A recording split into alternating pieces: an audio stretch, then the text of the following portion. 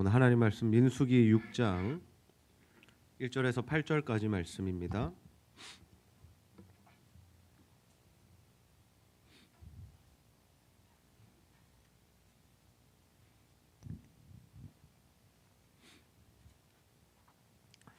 민수기 6장 1절에서 8절까지 말씀 우리 한 절씩 교독하여 읽도록 하겠습니다.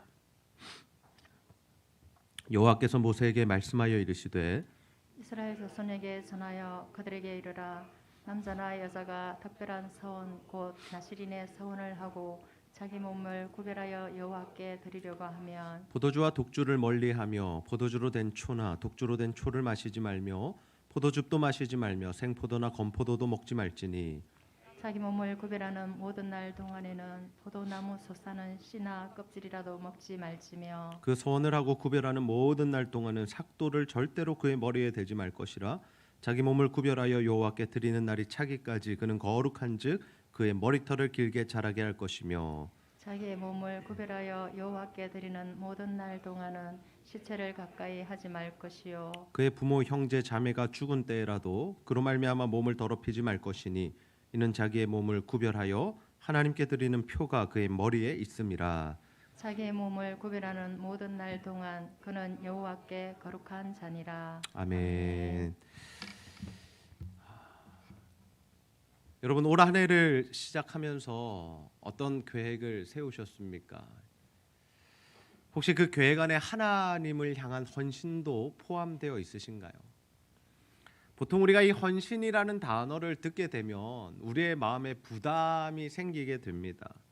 왜 부담이 생기냐면 누군가 우리에게 헌신해라 라고 이야기할 때 어떤 뉘앙스로 우리가 받게 되냐면 지금보다 더 노력해라 또는 네 힘과 능력을 초월하는 어떠한 일들을 좀 감당해라 라고 할 때 우리가 헌신해라 라는 이야기로 들었기 때문입니다. 그래서 교회에서 어떤 직분에 놓고 어떤 이 사역들을 놓고 집사님 이것에 대해서 좀 헌신해 주십시오 하면 집사님들이 다 감사합니다 열심히 하겠습니다 보다는 어떻습니까? 아 목사님 부담이 됩니다. 저는 찬양을 못합니다. 저는 전도를 못합니다. 저는 건강이 좋지 않습니다. 저는 시간이 없습니다. 이런 말씀들을 하게 되신다라는 거죠. 근데 성경에 보면요 태어나면서부터 하나님께 헌신된 자들이 있었습니다. 누구입니까? 레위인들이죠. 우리가 민수기를 묵상해 나가면서 보게 될 때 이 레위인들은 태어나면서부터 구별된 사람들이었고 특별히 성인 남성 30세부터 50세가 되면 성막을 위한 일을 감당해야 했습니다.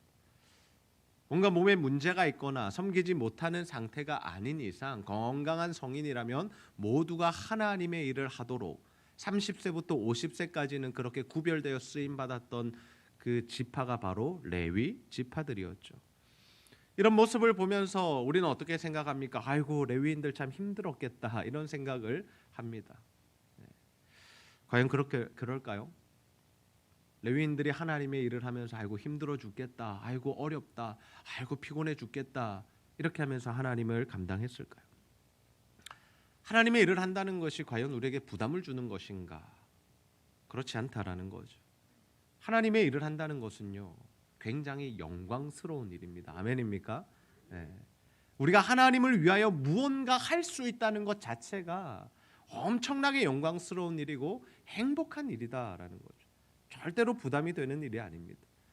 그래서 성경에 보면 어떤 일들이 있냐면 하나님께서 이스라엘 백성들에게 레위인이 아님에도 불구하고 하나님의 일을 할 수 있도록 그 길을 여셨던 것을 우리가 알 수 있습니다. 그 일이 너무나 힘들고 고되고 부담되고 다 하기 싫고 피곤하고 어쩌다가 내가 레위인으로 태어나서 이런 일을 해야 되나라고 생각하는 일이었다면 하나님께서 레위인 아닌 사람들에게 하나님의 일을 할 수 있는 기회를 여실 필요가 없는 거죠. 아이고 그래 너희들은 구별됐으니 어쩔 수 없다 피곤하지 힘들지 그래도 죽도록 일해라 라는 것이었다면 하나님께서 그 일을 허락하실 필요가 없는데 이스라엘 백성들이 레위인들이 하나님의 일을 하는 것을 보면서 어떤 마음이 들었을까요? 부러운 마음이 든 거죠. 아 나도 하나님께 헌신하고 싶다. 근데 나는 레위 지파가 아니라서 하나님의 일을 감당하지 못하는구나 라는 그러한 마음을 가진 자들을 향하여 하나님께서 여셨던 것이 바로 나시린의 규례다라는 거죠.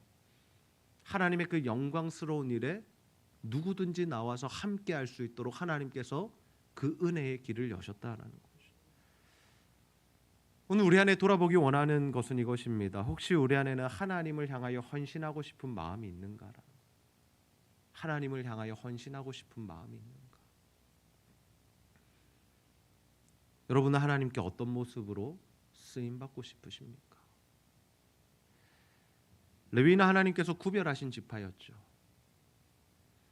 그러면 레위인 아닌 사람들이 하나님의 일을 할 수 있는 방법, 원리적으로는 없었습니다. 왜? 하나님께서 12지파 가운데 레위 지파만을 구별하여 하나님의 일을 하도록, 성막의 일을 하도록 아론에게 붙여주셨기 때문입니다.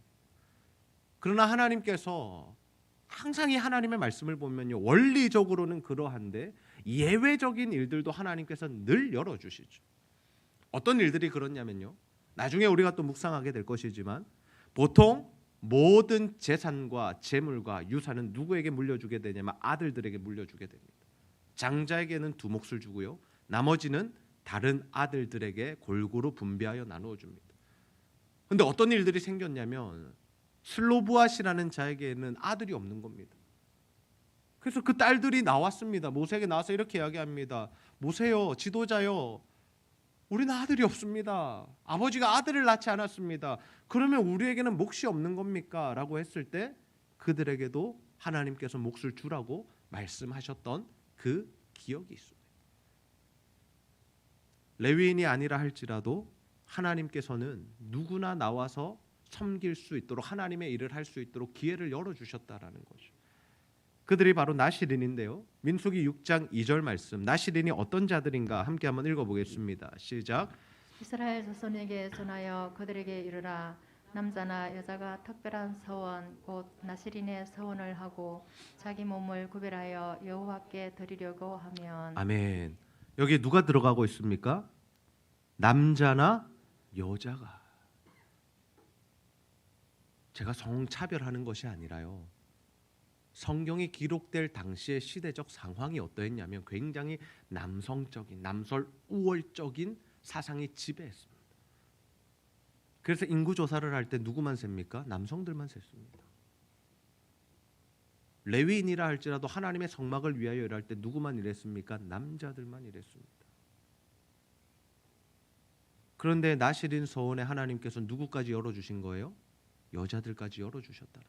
무슨 말씀이냐면 누구든지 하나님의 백성이면, 하나님을 위하여 일하고 싶은 마음이 있는 자라면 하나님께서 다 받아주셨다라는 거죠.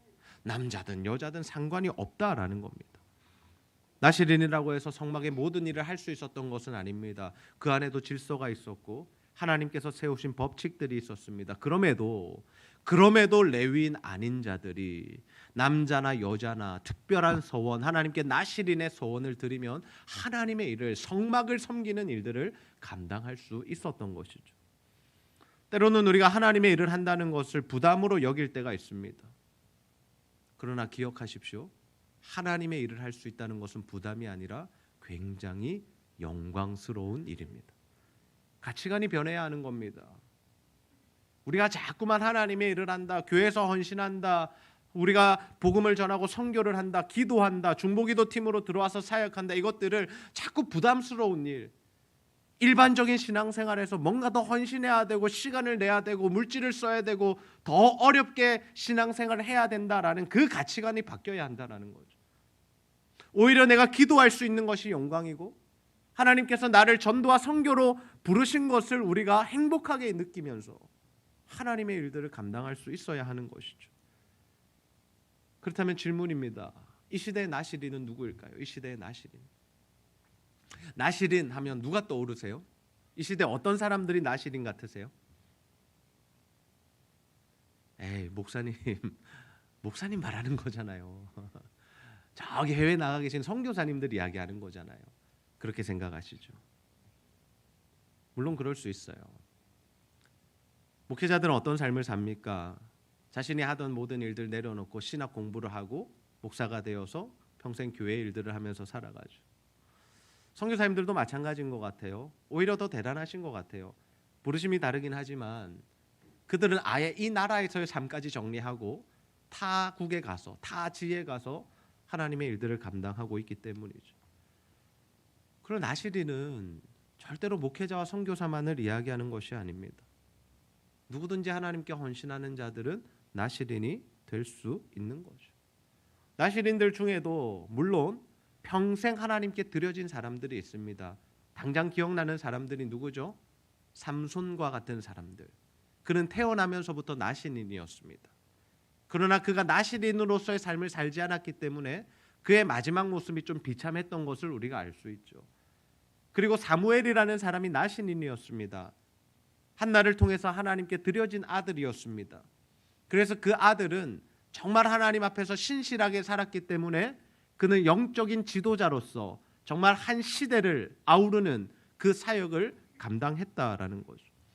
그러나 보통의 나시린들은 평생을 드리지 않아도 되었습니다. 어떻게 드리면 됩니까? 30일 이상 하나님께 일정 기간을 정해놓고 자신이 이 기간만큼 하나님 앞에 살겠다라고 결단하고 그것을 이행하면 되었다라는 거죠. 그리고 그 시간을 드리고 나서는 어떻게 합니까? 다시 일반인으로 돌아갈 수 있었던 것입니다. 그러니까 내가 나시린이 되겠습니다라는 것은 무조건적으로 내 평생을 이제 일상을 버리고 산다라는 의미가 아니라 한 달을 드리더라도 또는 1년을 드리더라도 그 시간만큼 하나님께 헌신하는 것 자체가 하나님께서 나시린 규례로 받아주셨다는 거죠. 그러니 목회자로 사는 저나 평생 목회를 감당해야 할 저나 정말 하나님 앞에서 신실하게 성도로서 또 하나님 앞에 또 단기 선교를 가든 어떻게든 하나님께 헌신하고자 하는 우리 성도님들이나 동일하게 나시린으로서 살아가고 있다라는 거죠. 조금 더 구체적으로 말씀드리겠습니다. 꼭 목회를 하거나 선교를 가지 않더라도 우리가 이 땅에서 이 시대의 나시린으로서의 삶을 살아갈 수 있는 방법은 너무나도 많이 있습니다. 하나님께서 말씀하시고 하나님께서 감동을 주셔서 우리가 작정 기도하는 기간을 가지는 분들이 계실 겁니다. 그 기간이 나시린의 규례를 하는 기간입니다. 하나님, 제가 일주일 동안 기도하겠습니다. 금식하겠습니다. 이 시간을 정하여 놓고 기도하겠습니다 하시는 분들, 나시린 규례를 하는 것입니다. 하나님, 제가 올해는 새벽 기도를 빠지지 않고 한번 드려보겠습니다. 나시린 규례를 하고 계신 겁니다. 하나님, 올해는 제가 단기 선교를 가보겠습니다. 선교 컨퍼런스에 참석해 보겠습니다. 일주일 동안, 2주일 동안 또는 한 달 동안 하나님을 위하여 그 시간을 드려보겠습니다 하시는 분들, 나시린 규례를 이행하고 계신 분들입니다. 하나님, 올해는 제 재정의 일부를 하나님 앞에 드리겠습니다. 이미 우리 모든 성도님들이 11조 생활 잘하고 계시지만 하나님, 그 이외에도 제가 올해는 선교헌금을 해보겠습니다. 제가 이번에는 붕어빵 전도헌금을 해보겠습니다. 하나님, 제가 개인적으로 누군가를 후원해 보겠습니다. 제가 헌신해 보겠습니다. 제가 선교관 선교사님도 오시면 제가 청소를 해놓겠습니다.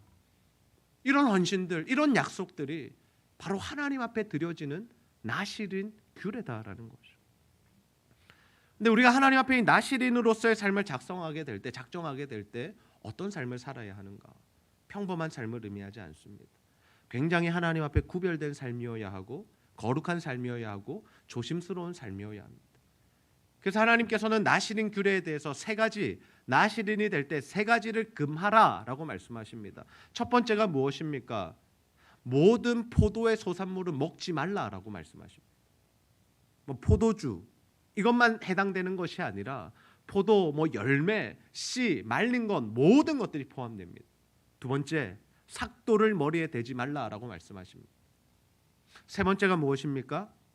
시체를 가까이 하지 않았어야 합니다. 하나씩 풀어드리겠습니다. 첫 번째, 포도나무의 소산을 먹지 말라고 하신 이유가 뭐냐면 고대로부터 이 포도로부터 오는 열매들, 포도주, 포도즙, 포도과일, 건포도 모든 것들이 무엇을 의미했냐면 기쁨을 의미했습니다. 사람들에게 기쁨을 주는 것이 바로 포도나무의 소산들이었습니다. 그래서 하나님께서 백성들이 포도나무의 소산을 먹도록 하셨고 그것을 통해서 즐거움을 느끼도록 하셨습니다. 근데 나시린에게 이것을 금지하신 이유가 뭐냐? 나시린으로서 사는 동안에, 나시린 규례를 지키는 동안에는 뭘 하라는 겁니까? 사람이 일반적으로 추구하는 그 즐거움을 좀 내려놓으라는 겁니다. 우리가 기도하기로 작정하면 어떻습니까? 조금 더 잘 수 있는 것을 포기하는 것이죠. 금식은 어떤 겁니까? 내 배고픔을 참으며 기도하는 겁니다. 뭔가 우리가 일반적으로 누릴 수 있는 그 기쁨들, 당연한 것들, 우리가 일상에서 누리며 살아가는 것들을 좀 내려놓고 하나님의 일을 해보라라는 의미다라는 거죠. 먹고 마시고 여행하고 취미생활하는 것 죄가 아닙니다. 하나님 앞에서 다 할 수 있는 일들입니다. 하나님 우리에게 허락하신 일들입니다. 그것을 통하여 힐링하고 새 힘을 얻고 위로를 받고 다 필요한 일들입니다. 그러나 특정 기간 하나님께 무언가 드리기로 헌신했다라면 그 시간에는 그것들을 내려놓을 수 있어야 한다라는 거죠. 우리의 주일이 그렇습니다. 주일도 우리가 이 시간에 나와서 예배를 드리는 건 무엇입니까? 하나님 앞에 나시는 규례를 지키는 겁니다. 하나님, 제가 이 주일만큼은, 주일 예배만큼은 하나님께 드리겠습니다. 그 어떤 약속도, 그 어떤 여가도, 그 어떤 나를 위한 그 일반적인 기쁨을 추구하지 않고 하나님, 어떻게든 제가 이 자리, 이 시간을 지키겠습니다. 하나님 앞에 드리는 겁니다. 그것이 바로 나시린이 가져야 할 자세였다는 거죠. 두 번째, 머리에 삭도를 대지 말라고 합니다. 머리에 삭도를 대지 말라, 머리 밀지 말라라는 뜻이죠. 왜 머리를 밀지 말라고 하셨을까요? 그냥 외형적으로 보기에는 머리를 기르는 사람들을 볼 때 사람들이 저 사람 지금 나시린 규례를 지키는 사람이구나라고 그렇게 알 수 있었습니다. 근데 그것만을 위한 일이 아니었습니다. 성경에 보면 머리는요, 항상 생명을 상징합니다. 생명을 뜻합니다. 머리에 삭도를 대지 않으므로 그들이 고백하는 신앙의 고백이 뭐냐면 내 생명이 하나님께 달려 있습니다라는 것을 고백하는 겁니다. 하나님이 우리에게 받으시고자 하는 헌신이 무엇입니까? 시간의 일부일까요? 물질의 일부일까요? 맞습니다. 그것을 드릴 수 있습니다. 그러나 그것을 드리면서 어떤 고백을 하기 원하느냐? 하나님, 나의 생명이 하나님의 것입니다. 내 삶 자체가, 내 인생 자체가, 내 생명 자체가 하나님의 것입니다 라는 그 고백을 받기 원하신다라는 거죠. 세 번째, 시체를 가까이 하지 말라고 하십니다. 왜 그렇습니까? 일반적으로 시체는 부정하기 때문입니다. 부정과 정결의 법이 있습니다. 시체를 가까이 한 자들은 정결케 되는 기간이 필요했습니다. 그런데 지금 나시린으로 내가 하나님 앞에 헌신했을 때는 어떻습니까? 부정해져서는 안 되는 겁니다. 굉장히 정결해야 하는 겁니다. 그래서 시체를 가까이 하지 말라고 하십니다. 근데 누구의 시체까지도 가까이 하지 말라고 하시느냐? 부모와 형제와 자매까지입니다. 굉장히 매정해 보일 수 있습니다. 근데 하나님께서 원하시는 건 뭘까요?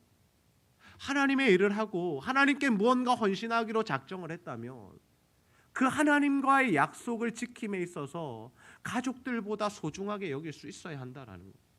가족을 등지고 살라는 것이 아닙니다. 가족과 원수가 되라는 것이 아닙니다. 성경의 전반적인 가르침은 가정을 하나님 나라로 세워가라는 것이 하나님이 우리에게 주신 메시지입니다. 그러나 특별한 상황 속에서 하나님께 우리가 무언가를 드리기로 헌신했을 때, 시간을 드리기로 헌신했을 때, 물질을 드리기로 헌신했을 때 그 일이 가족에 의해서 막혀서는 안 된다라는 거죠. 하나님께 드린다라는 것은 바로 이러한 의미가 있다라는 겁니다. 목사님, 너무 매정한 것 아닙니까? 어떻게 가족에게 그럴 수 있습니까? 물론 가족을 잘 챙기고 사랑해야죠. 그러나 우리가 하나님 앞에 설 때는 하나님 앞에 홀로 서서 정말 그 하나님의 음성을 듣고 하나님께서 원하시는 일들을 감당해야 할 때가 있다라는 겁니다. 우리가 일상적으로 살아갈 때가 있지만 특별하게 하나님께서 우리에게 무언가 말씀을 하시고 명령하시고 무언가 우리에게 미션을 주실 때는 우리가 그 사명에 이끌리는 삶을 살아갈 수 있어야 한다라는 거죠. 그래서 우리가 나신인으로 살다는 것은 굉장히 조심스러운 일입니다. 굉장히 조심스러운 일입니다.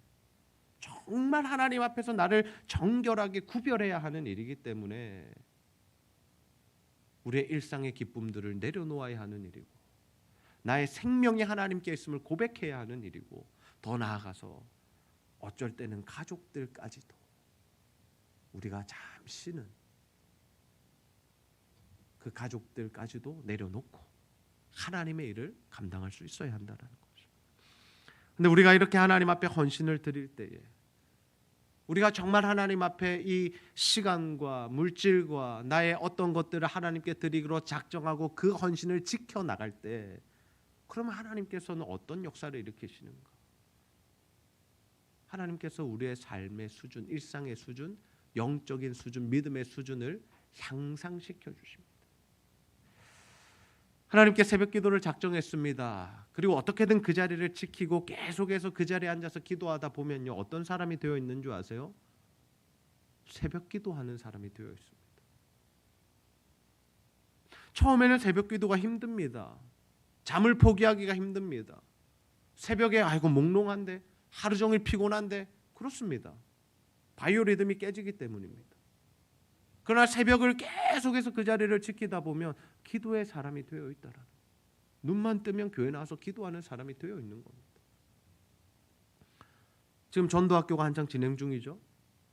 전도학교를 10주 동안 감당하게 되면 어떤 일들이 있을까요? 피곤해서 지쳐서 쓰러집니까? 물론 피곤할 수 있습니다.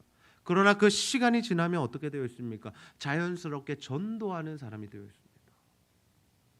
저도 어제 현장에 나가서 이제 전도를 했습니다. 저도 모르게 제가 어디서 나왔을까요? 1번 동사무소, 2번 경찰서, 3번 교회, 자연스럽게 이게 나오더라고요. 생각하지 않았습니다. 무슨 말을 할까 생각하고 들어간 것이 아닙니다. 그냥 하나님께서 일반적인 그 배운 대로 행하게 하시고, 대화하게 하시고, 축복하게 하시고, 기도하게 하시고, 복음을 전하게 하시고, 전도의 사람으로 하나님께서 우리를 변화시켜 가고 계신 것이죠.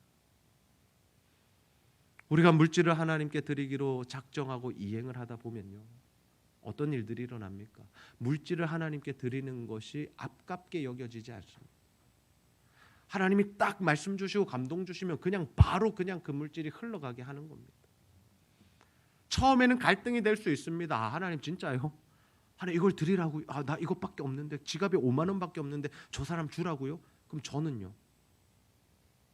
저 이걸로 아이스크림도 사 먹어야 되고 뭐도 해야 되고 뭐도 해야 되는데. 근데 그 물질을 드리는 그 헌신이 익숙해진 사람은 어떻습니까?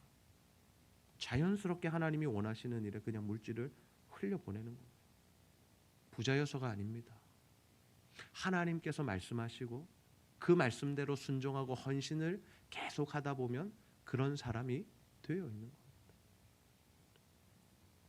우리가 이러한 헌신을 해보지 않으면요, 신앙생활을 아무리 오래 해도 똑같은 수준으로 신앙생활하게 됩니다. 어떤 수준입니까?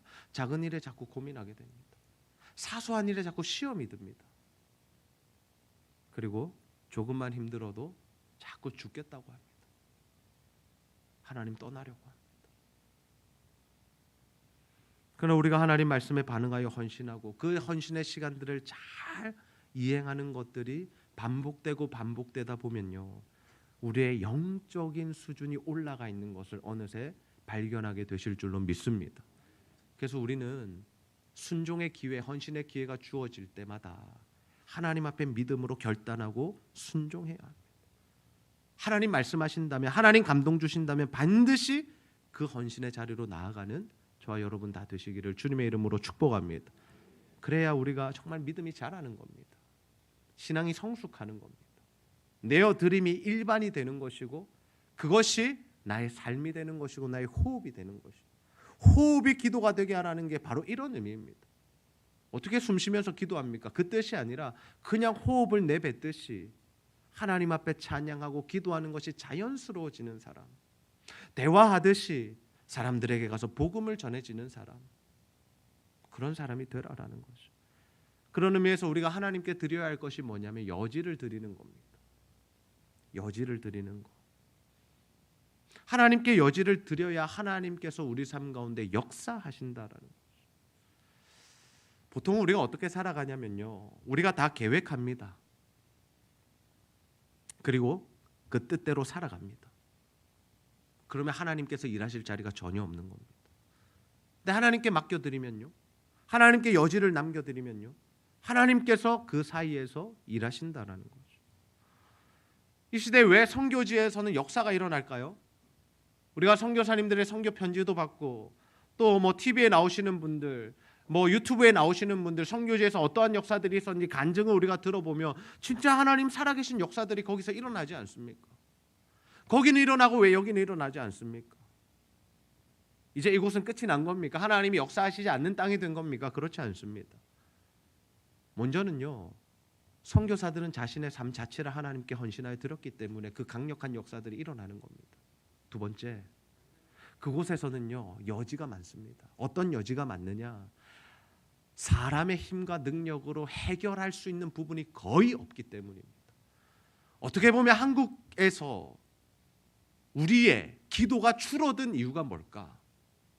그 기도의 영성들이 죽어버린 이유가 뭘까라고 생각했을 때 우리는 너무 많은 것들이 즉각 채워지기 때문입니다. 아프면 어떻게 합니까? 동네마다 병원이 있고 약국이 있습니다. 그냥 약 사 먹습니다. 열이 나네? 그럼 그냥 약 사 먹는 겁니다. 타이레놀 사 먹습니다. 열 떨어졌네? 오케이, 나았다. 거기에 하나님께서 개입하실 여지는 전혀 없는 거죠. 근데 선교지는 어떻습니까? 타이레놀이 없습니다. 병원 가려면 3시간 차 타고 가야 됩니다. 감기 한번 걸려서 진료받았더니 10만 원이 나왔답니다. 못 가는 겁니다. 그럼 뭐 하는 겁니까? 기도하는 겁니다. 하나님, 열납니다. 고쳐주십시오. 하나님, 병원 갈 상황 아닙니다. 못 가겠습니다. 똑같은 감기 증세를 겪었지만 누군가는 하나님께서 역사하실 여지를 하나도 남겨두지 않았기 때문에 자신의 힘과 계획으로 다 처리해버렸기 때문에 그 똑같은 감기를 겪음에도 하나님을 전혀 경험하지 못했지만 누군가는 모든 여지를 다 남겨두고 하나님께 그것을 의탁하고 부탁하고 의지하고 기도했기 때문에 그 사람의 삶에는 감기 하나지만 감기를 통해서 하나님을 경험해버리는 거죠. 병원이 필요 없다는 의미가 아닙니다. 의학도 하나님께서 주신 것이고 지혜를 베푸셔서 사람들의 수명을 연장시키시고 급한 수술들을 통해서 우리를 고치시는 것도 하나님의 은혜입니다. 그러나 하나님께 여지를 드려야 한다. 하나님께서 일하실 수 있는 여지를 드리며 우리 삶 가운데 하나님께서 일하시는 줄 믿으시기를 바랍니다. 우리는 우리의 인생이라는 도화지에 자꾸만 우리가 그림을 다 그립니다. 밑그림 그리고 색칠 다 해놓고 그때 가서야 뭐라고 합니까? 하나님 이거 도와주세요. 이 그림이 좀 별로인 것 같아요. 내가 원하는 대로 되지 않았어요. 하나님께서 붓을 들고 쳐다보시니 어떻습니까? 엉망인 겁니다. 손댈 수 없는 겁니다. 그러나 하나님은 어떤 분이십니까? 모든 것을 하실 수 있는 분이시죠. 그러면 그 사람의 인생을 고치시고 하나님께서 회복시키시고 쓸만한 자로 만드시려면 어떻게 해야 됩니까? 시간이 오래 걸리는 겁니다. 우리 입장에서는요, 아픔과 고난이 임하는 겁니다. 고달픈 인생을 사는 거죠. 그럼 하나님께서 어떤 사람들 가장 기뻐하실까요? 우리 인생이라는 도화지를 가지고 아무것도 손대지 않고 그냥 하나님 앞에 드리는 겁니다. 하나님이 그려주세요. 하나님, 내가 계획하고 내가 원하는 거 다 그려놓고 하나님께 도와달라고 수정해달라고 말씀드리는 게 아니라 하나님, 당신이 그려주세요. 내가 어떻게 살까요? 무엇을 할까요? 하나님이 인도해 주세요. 2023년도가 시작됐습니다. 하나님이 내 삶을 인도해 주세요. 올 한 해도 하나님께서 나를 통해서 일하고 싶으신 것이 무엇입니까? 하나님께서 일해 주세요. 하나님 말씀해 주세요. 감동해 주세요. 내가 어디로 가야 할지 무엇을 해야 할지 하나님 알려주세요. 우리가 자녀들을 그렇게 키워내야 합니다. 자녀들을 어떻게 키워야 합니까? 어릴 때부터 하나님께 드려진 인생이 되게 해야 됩니다. 무조건 목회자로 키우자, 선교자로 키우자 그런 의미가 아닙니다. 그들이 하나님의 인도를 받는 인생을 살아가도록 우리가 가르쳐야 한다는 거죠. 사무엘은 어려서부터 구별되어 살았습니다. 어머니의 품을 떠나 성전에서 제사장의 손에서 키워졌습니다. 길러졌습니다. 하나님 그 사무엘의 인생을 받으사 어떻게 하십니까? 이스라엘이라는 그 나라의 한 시대를 책임지게 하셨고 왕정 시대가 또 오게 하는 일에 하나님께서 쓰셨다라는 거죠. 디모데는 어떻습니까? 정말 사도 바울이 아끼고 사랑했던 그 디모데는요, 왜 디모데는 어려서부터 그렇게 목회를 잘 했을까? 왜 젊은 나이에 헌신해서 한 교회를 맡아서 한 지역을 맡아서 하나님 앞에 목회를 감당했을까? 비결이 어디 있습니까? 그 어머니와 외조모에게 있습니다. 사도 바울이 이야기하는 겁니다. 네 어머니와 네 외조모로부터 네가 어려서부터 성경을 배웠나니. 뭘 배운 겁니까? 집에서 성경 배운 겁니다. 우리가 자녀들 정말 하나님의 뜻대로 쓰임받게 키우고 싶지 않습니까? 그러면 뭘 가르치셔야 되냐면 하나님의 말씀을 가르치셔야 돼요. 수학도 잘해야 되고요. 영어도 잘해야 되고요. 논술도 잘해야 되고요. 요즘에는 예술도 좀 해야 되고요. 다 잘해야 됩니다. 맞습니다. 그러나 그것보다 우리가 아니 그건 못하더라도 정말 한 가지 붙들어야 하는 건 뭐냐? 아이들 아침마다 말씀 묵상시키시고 하나님의 말씀의 인도를 받도록 가르치시는 일. 어느 대학에 가냐, 어느 직장에 가냐보다 더 중요한 것은 그가 일평생 하나님의 말씀에 붙들려 살아가느냐. 거기에 목숨을 거는 우리 부모님들, 조부모님들 되시기를 주님의 이름으로 축복합니다. 설교 서론에 드렸던 질문 다시 드립니다. 올 한 해 어떤 계획을 세우고 계십니까? 어떤 삶을 살아가기 원하십니까? 그 계획 속에, 그 플랜 속에 하나님을 향한 헌신의 마음들이 있으십니까? 하나님께서 우리에게 말씀하시는 부분이 있다면, 하나님께서 감동 주시는 일이 있다면 자연스럽게 그 일에 한번 헌신해 보시기를 바랍니다. 제가 담임 목사로서 여러분을 도와드릴 수 있는 방법이 이것입니다. 무엇입니까? 하나님 저에게 주신 말씀, 우리 공동체에게 주신 말씀 나누는 겁니다. 하나님 주신 감동들을 여러분에게 소개해 드리는 겁니다. 그러면 어떻게 하시면 됩니까? 그 말씀 받으시고 동일한 감동으로 하나님의 일에 헌신하시면 됩니다. 교회에서 일어나는 사역들에 하나님 앞에 헌신하시고, 하나님이 원하시는 일이 있다면 그 일에 개인적으로 헌신하시면 됩니다. 그러면 하나님께서 저와 여러분의 인생을 정말 멋지게 사용해 주실 줄로 믿습니다. 하나님께서 그렇게 자신을 정결하게 구별하여 하나님께 드린 나실인들, 그리고 정말 레위인으로서 정결하게 살았던 그 사람들, 그 이스라엘 백성들을 향해서 어떤 축복의 말씀을 주셨을까요?